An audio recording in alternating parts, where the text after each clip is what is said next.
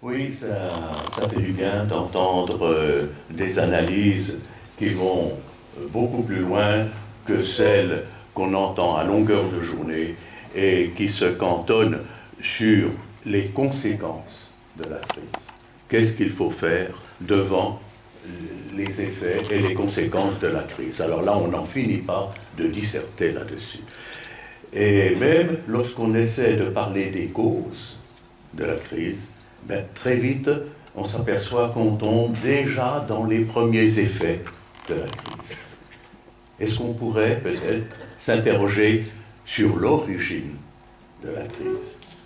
Il y a un ouvrage écrit, je crois, en 2005 par l'économiste américain Galbraith qui annonce une crise en 2007 ou 2008 et qui se sert de la crise de 29 pour décrire celle qui va venir.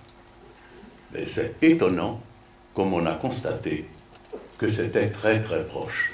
Et alors lui, il dit qu'une crise ne tombe pas comme ça, comme une fatalité, mais qu'elle est préparée plusieurs années à l'avance, par une haute finance internationale, et puis qui est déclenchée au bon moment quand il le décide.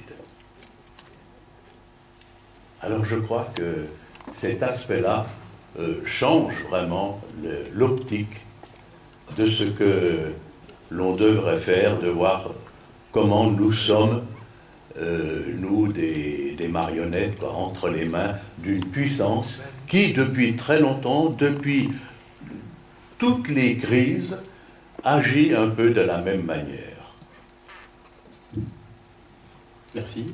Alors c'est justement l'objet de collectif de se réveiller, de ne plus se laisser faire. Hein, parce que si ces gens sont tout puissants, c'est parce qu'on les laisse faire. Et on l'a bien dit tout à l'heure, le pouvoir politique, le pouvoir de donner les règles, il est toujours dans les mains du politique. Sauf que ceux qui sont au pouvoir actuellement n'en usent pas. Et c'est au peuple de se saisir de ces problématiques-là pour imposer à ceux qui en ont le pouvoir dans nos institutions actuelles, de prendre d'autres décisions que celles qui sont prises actuellement. C'est vraiment vers ça qu'il faut qu'on se dirige. Il ne s'agit pas uniquement de dire, voilà, vous pouvez en trouver un et le clouer au pilori, il y en aura 2, 3, 4, 5 derrière, ça ne va pas changer le problème. Le problème, c'est nous, collectivement, de voir comment on va travailler ensemble pour imposer d'autres logiques et organiser la société sur d'autres façons de faire. Je voudrais me faire le relais ce soir d'une intervention qui a eu lieu il y a quelques semaines de Patrick Vivray, qui parlait de quelque chose d'intéressant. En fait, je ne sais pas si vous savez comment on appelait les subprimes chez Goldman Sachs dans les coulisses. On appelait ça la bombe à neutrons.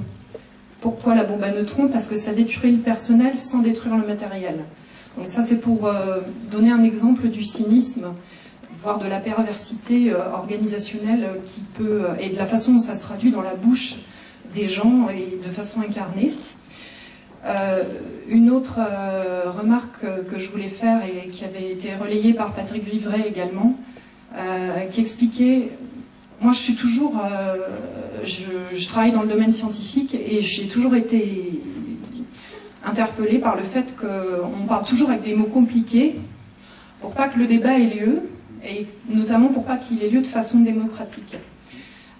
Alors, sur Goldman Sachs et la crise de la dette de la Grèce, dans le même temps où Goldman Sachs encourage la Grèce à maquiller ses comptes, parce que la dette, elle n'apparaît pas tout de suite, elle est d'abord maquillée, donc dans le même temps où Goldman Sachs encourage la Grèce à maquiller ses comptes, dans le même temps, donc ils leur vendent les emprunts toxiques, et puis dans le même temps, ils s'assurent contre la crise. Donc c'est comme ça qu'on finance, que la crise fait du profit aux déjà plus profiteurs. Ensuite, moi, la question qui m'intéresse, c'est quels outils on se donne pour trouver une réponse. Moi, finalement, la question des causes, elle m'intéresse, je pense que c'est assez simple. Aujourd'hui, la majorité des échanges financiers sont opérés par des algorithmes. Un algorithme, ça ne réfléchit pas. Alors c'est la fameuse équation impossible une croissance infinie dans un monde fini est impossible.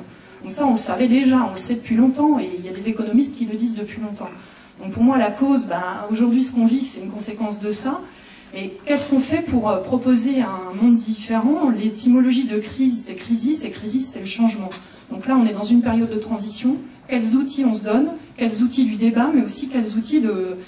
Comment on propose des solutions? Pour moi, il y a des milliers et des milliers de solutions, autant qu'il y a de territoires que j'imagine un peu comme des unités fonctionnelles. Alors, il y a la commune, et puis, bon, il y a les grosses agglomérations, il y a comment respire la ruralité face à l'urbanité, parce qu'on a un monde qui s'urbanise de plus en plus, avec des problématiques qui rentrent en corollaire avec la production industrielle, par exemple.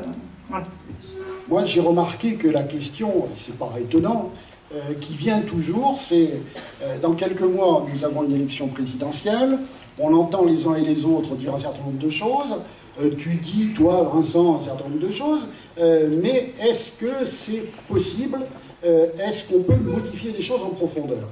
Et je me trompe peut-être, mais je crois que dans cette salle, on ne sera pas originaux, je pense que c'est une question qui est dans la tête de tout le monde. Est-ce qu'il est possible de changer les choses? En gros, pour être un peu plus politique, est-ce qu'il est possible de créer une alternative politique avec un autre programme qui permette de changer les choses? À mon avis, c'est ça la question de fond qui est posée. Alors, est-ce qu'il faut que ce soit à toute l'échelle européenne qu'une politique nouvelle soit mise en place pour qu'on change les choses? La réponse est non. On a beaucoup parlé des économistes libéraux qui expliquent que la dette est la question la plus importante, c'est une catastrophe, qu'il faut équilibrer les budgets, donc baisser les dépenses publiques pour y arriver. Mais il y a un certain nombre d'économistes, et de plus en plus nombreux, qui se sont réunis dans le cercle des économistes atterrés et qui disent bien autre chose. Donc j'ai envie de dire, je parle un peu sous leur contrôle en quelque sorte. Bien, tout ce que je vais dire peut être vérifié. Donc, est-ce qu'il faut attendre que ça se fasse au niveau de l'Europe? Non. Jacques Général le dit un peu dans le film d'ailleurs, par rapport à la banque grecque. En France, la Banque de France peut parfaitement décider de prêter à l'État, c'est-à-dire que l'État peut décider d'emprunter à la Banque de France et non plus sur les marchés. La Banque de France peut prêter à 1% ou à 0,5%, alors que la France aujourd'hui emprunte à 375%, tandis que l'Espagne ou l'Italie sont autour de 7 et 8, et la Grèce beaucoup plus. C'est une simple décision politique. Cette question s'est posée en 1973. Auparavant, c'était la Banque de France qui finançait l'État quand l'État voulait l'économie. Or, Georges Pompidou et Valéry Giscard d'Estaing à l'époque, respectivement président de la République et ministre des Finances, l'un avait été fondé de pouvoir à la Banque Rothschild, c'est pas un hasard, et le second était lié par sa famille à la Banque Indo-Suez. Et ils avaient une vision libérale de l'économie. Et ils ont décidé, le gouvernement donc a décidé que l'État n'emprunterait plus à la Banque de France, mais sur les marchés. Or, quand vous empruntez, si vous êtes vous-même personne en difficulté, on ne vous prêtera pas beaucoup. Si vous empruntez dans une aventure à risque, on vous prêtera à un taux qui sera important. Ça, c'est la loi de l'offre et de la demande. Est-ce qu'on peut y échapper? Oui, on peut y échapper. Il suffit qu'un gouvernement dise, voilà comment on va faire. Si la gauche, dite de gouvernement, la social-démocratie, elle pourrait décider de faire ainsi. Donc la question est posée. Alors, la gauche de la gauche, elle, décide de faire autrement. Juste la seconde question qui est directement posée. On nous dit, mais rendez-vous compte, l'endettement de la France est 85% de son PIB. Oh là là! Sauf que vous, quand vous gagnez, admettons, je vais prendre des chiffres ronds, vous gagnez 50 000 euros dans l'année, par exemple, ce qui est pas mal, vous allez emprunter, acheter un appartement, par exemple, de 150 000 euros, vous allez voir votre banquier, il ne va pas vous dire « Oh là là, vous êtes endetté à 300%, c'est pas possible !» Il va vous dire « Oui, sur 20 ans, à 50 000 euros, sur 20 ans, vous avez gagné 1 million d'euros, vos 150 000 euros, je vous les prête, etc. » L'État français, il emprunte sur 7 ans. Donc c'est plus 85%. Il faut juger par rapport à l'année. Il est endetté à hauteur de 12%. Donc ça change les choses. La France n'est pas en faillite, comme essaye de nous l'a dit Fillon. Ça, c'est pour faire peur. C'est pas une réalité. Est-ce qu'elle peut rembourser? Bien sûr qu'elle peut rembourser. Est-ce qu'elle doit emprunter? Mais bien sûr qu'elle doit emprunter. Pourquoi? Ben, toute entreprise, et un État c'est pareil, emprunte pour investir, pour créer des marchés. Le problème, c'est qu'il y a quelques années, je vais m'arrêter là, il y a quelques années, on a décidé que la libéralisation totale des capitaux à l'échelle mondiale. Selon les économistes atterrés, encore une fois, savez-vous que le taux, comment dirais-je, 98% des échanges internationaux, c'est uniquement de la spéculation. Et 2% seulement des échanges financiers correspondent à de l'achat, de la vente, de production. Nous ne sommes plus dans le capitalisme à la papa d'il y a une trentaine d'années, où un type investissait, payait parfois mal ses ouvriers, etc. On n'est même plus là-dedans. Le capitalisme n'investit plus. N'investit plus, parce qu'il est plus facile de gagner de l'argent en plaçant de l'argent et en spéculant, plutôt qu'en investissant et en créant de l'emploi. Et comme il est plus facile, eh ben on n'investit pas pour créer de l'emploi, et donc le chômage, il n'y a pas que ça, mais il continue à augmenter. Donc c'est possible de faire autrement, à partir du moment où on a un gouvernement qui le décide. La question est-ce que nous allons nous faire les porte-paroles de ces autres solutions pour faire en sorte qu'il y ait une majorité qui se dégage au cours des prochaines élections, pour faire en sorte qu'on ait un gouvernement qui applique d'autres solutions. C'est ça la question. Je pense que peut-être avant l'intervention suivante, je me permets quand même d'intervenir là en mon nom propre, et d'autant plus à l'aise que je ne suis pas membre d'un parti politique.